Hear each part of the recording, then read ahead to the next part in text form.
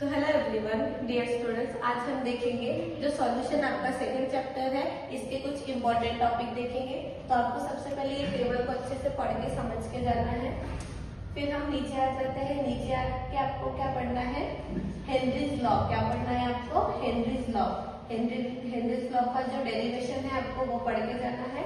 और Henry's law के ऊपर कुछ न्यूमेरिकल्स दिए गए हैं, आप इससे को अच्छे से पढ़ के समझ के जाओ। फिर उसके बाद आपको पढ़ना है रॉल्स लॉ।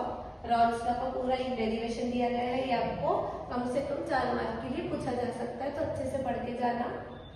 रॉल्स लॉ के एक न्यूमेरिकल है, इसको पढ़ लेना। अगर रॉल्स लॉ के डेरिवेशन अच्छे से पढ़ लिए होंगे तो इसका न्यूमेरिकल भी आपको आ जाएगा। फिर बात करेंगे अपन आइडियल सॉल्यूशन का। आइडियल सॉल्यूशन के ज्यादा नहीं, बस 2 पॉइंट पढ़ के जाना है। कौन कौन सा? सेकंड और third. Delta H is equal to 0 और delta V is equal to 0। बस ये 2 पॉइंट पढ़ के जाओ। अगर क्या पूछा आइडियल सॉल्यूशन, उसके बारे में ये 2 पॉइंट लिखेंगे तो सफिशिएंट है।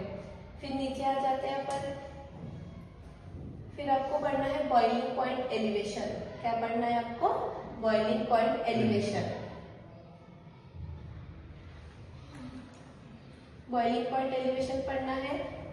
इसके कुछ टर्म्स है, कुछ इक्वेशन है, इसको अच्छे से पढ़ के जाओ। और उसके बाद पढ़ना है आपको ऑस्मोसिस।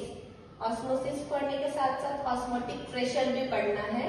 और उसके ऊपर आपको एक डायग्राम भी दिया है, उसको भी एक बार देख के जाना। हाँ, ये दिया गया है ऑस्मोसिस। ऑस्मोसिस का ये डेफिनेशन पढ़ लेना, ऑस्मोटिक प्रेशर। और यहाँ पे आपको जो डायग्राम दिया गया है, हो सकता है कि इसको आपको लेबलिंग करने आ जाए या फिर 2 मार्क के लिए डायग्राम पूछ ले। उसके बाद पढ़ना है आपको आइसोटोनिक सॉल्यूशन। क्या पढ़ना है? 3 डेफिनेशन पढ़ना है, आइसोटोनिक सॉल्यूशन, हाइपरटोनिक सॉल्यूशन और हाइपोटोनिक सॉल्यूशन। 1 मार्क का क्वेश्चन का डेफिनेशन आ सकता है, पढ़ लेना। 1 मार्क का ये। फिर आपको पढ़ना है कुछ न्यूमेरिकल्स करने हैं। जैसे अगर आप सोच रहे होंगे कि जो वांट ऑफ इक्वेशन है, want of factor, want of का जो डेरिवेशन है वो आपको नहीं पढ़ना है। बस वांट ऑफ का आपको क्या पढ़ के जाना है? 3 न्यूमेरिकल दिए गए हैं, वो 3 न्यूमेरिकल पढ़ लो।